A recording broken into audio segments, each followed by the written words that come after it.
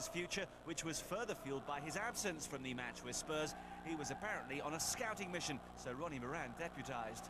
Tottenham were managed by ex-Liverpool duo Ray Clemence and Doug Livermore. They were 10th with 56 points, the same number as their hosts. Although absent, Souness did pick the team and recalled Bruce Grobbelaar in goal at the expense of David James, who was surprisingly dropped. Paul Stewart missed out against his former team, with Steve Harkness replacing him.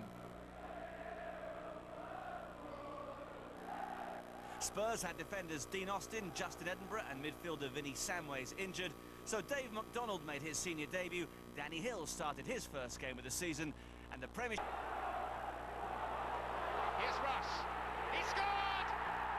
And not just any goal, but his 300th goal for Liverpool. The salute from the Kop to one of the club's all-time greats. Signed on the 1st of May 1980 by Bob Paisley from Chester for £300,000. By that reckoning, it's worked out at £1,000 a goal down the years.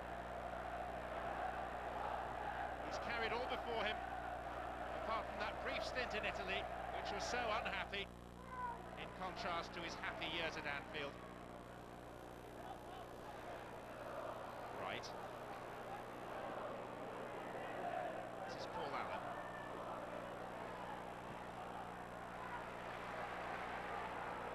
Sheringham. Nice work by Allen.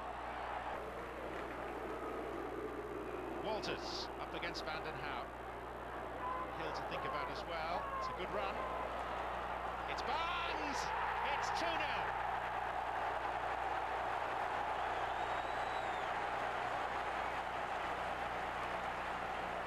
And Liverpool's captain owes a big debt of thanks to Mark Walters. His work down the right side. Facing Van den Hauwe, delivering a lovely ball in.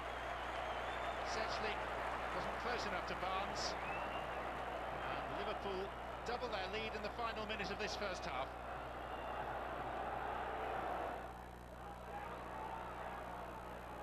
Van den Hauwe had a very uncomfortable first half.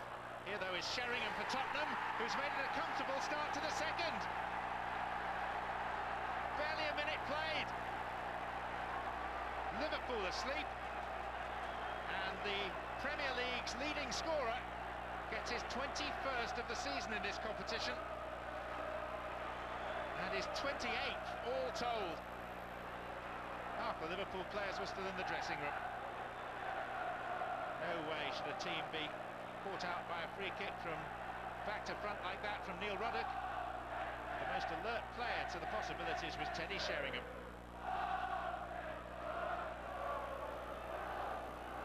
One game to play after this at Arsenal next Tuesday. Here's Harkness. Oh, it took a deflection, it's in! 3-1. And a very rare moment of goal-scoring glory for Liverpool's left back.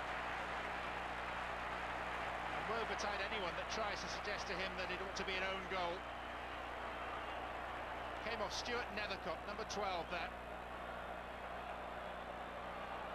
Not even certain it was going in, but Harkness will want to attach his name to that. Goalkeeper Walker completely wrong-footed.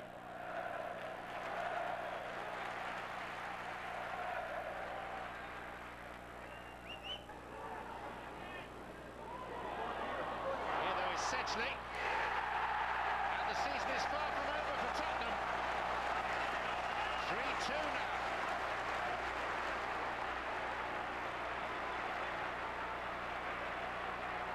Once more, Liverpool leaden-footed at the back.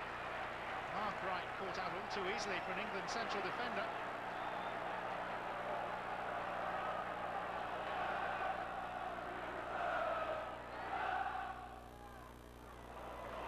Hutchison.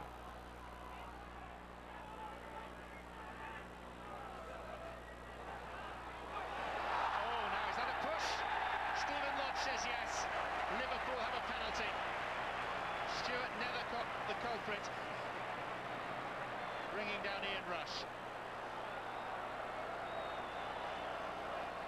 Arms all over him.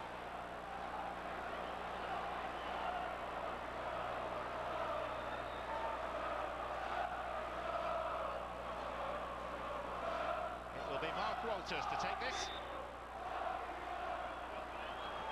Right in front of the Kop.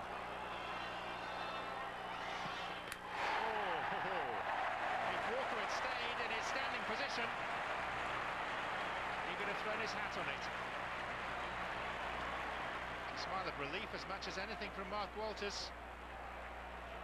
He struck many finer penalties than that, but they all count. Liverpool lead 4-2. Two-goal margin re-established. Hodges. Allen. Sharing. One by Redknapp. Good run by Redknapp. There's Rush. And Liverpool have 5.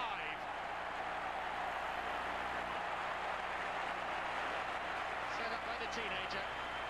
Goal number 301 in Liverpool red for Ian Rush. Tottenham overcomplicated in their efforts to clear.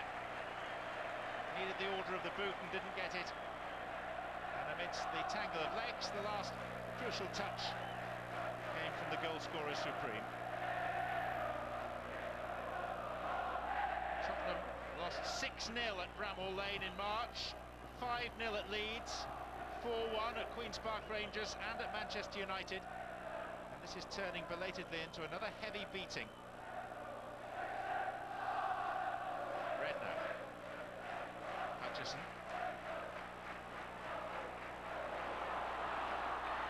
Walters. Barnes!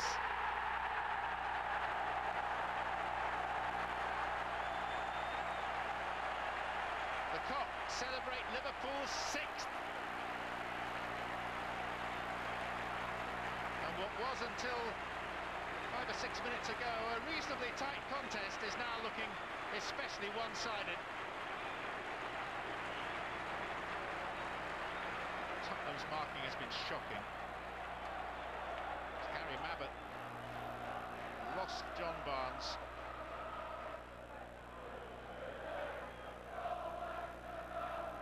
It's been a pretty cavalier end to the season at Anfield.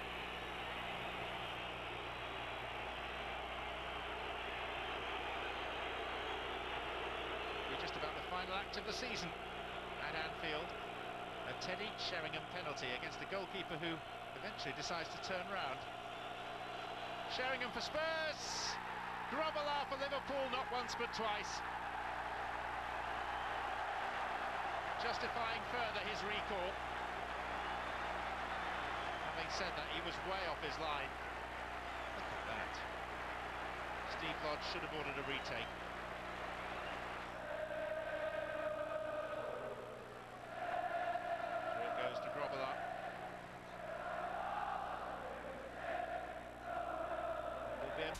Returning home.